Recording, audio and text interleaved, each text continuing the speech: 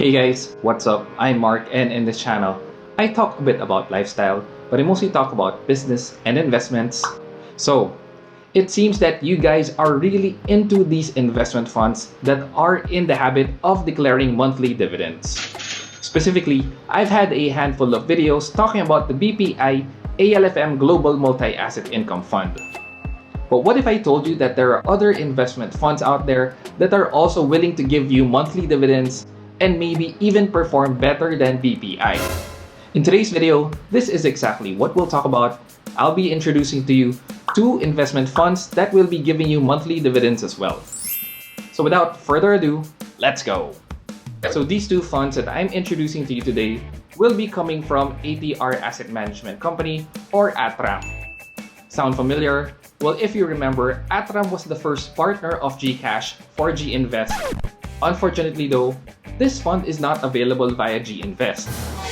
You may invest in this fund by accessing the Atram website, where you can do this investment in. For a step-by-step process on how you can invest via Seedbox Philippines, I've done a previous video on this last year, so if you're curious, you can check out that video. I'll share the links down below. The first investment fund is the Atram Global Multi-Asset Income Fund. Yes, it sounds exactly just like the BPI one, but they're not a copycat. In fact, this was launched even way before BPI launched theirs. So the Atram Global Multi-Asset Income Fund has as its target fund the JP Morgan Multi-Income Fund.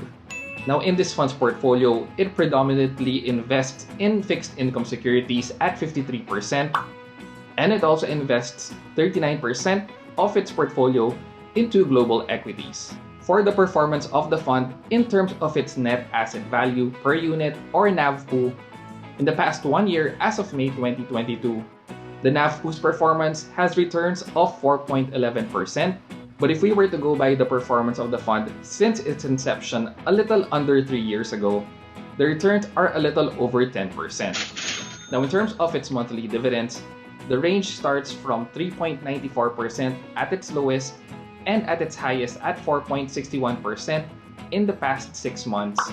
So this range is a projection based on an annualized return of what the dividends would be relative to the fund value. And lastly, the trust fee of Atram for this fund is at 1.23% per annum. So let's move on to the second fund, and this is the Atram US Multi-Asset Income Fund. For this one, it has as its target fund the Allianz Global Investor Growth and Income Fund. This fund is a little bit different.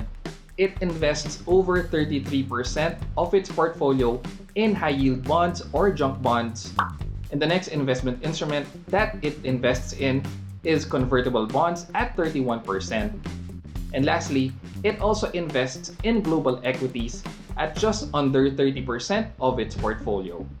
In terms of its NAVPU performance, as of May 2022, the 1-year return is unfortunately at a negative value. So the 1-year return is at negative 0.65%. But if we were to go by the returns of the fund since its inception, also a little under 3 years ago, the returns are actually over 20%. Now in terms of its monthly dividends, I guess this fund is a little less generous. The dividends are just under 4% based on these last few months. Again, these percentages are based on a projected annual value. And lastly, moving on to the trust fee, Atram charges 1.24% per annum for the US Multi-Asset Income Fund. So before you take your pick in choosing between the two, please note that based on my understanding, the monthly dividends of these funds are actually coming as additional shares or additional units in the mutual fund. Now we've yet to verify and find this out because I've just newly invested in the fund as well. If you remember, I also understood the BPI-ALFM Global Multi-Asset Fund as initially giving out its dividend as additional shares as well.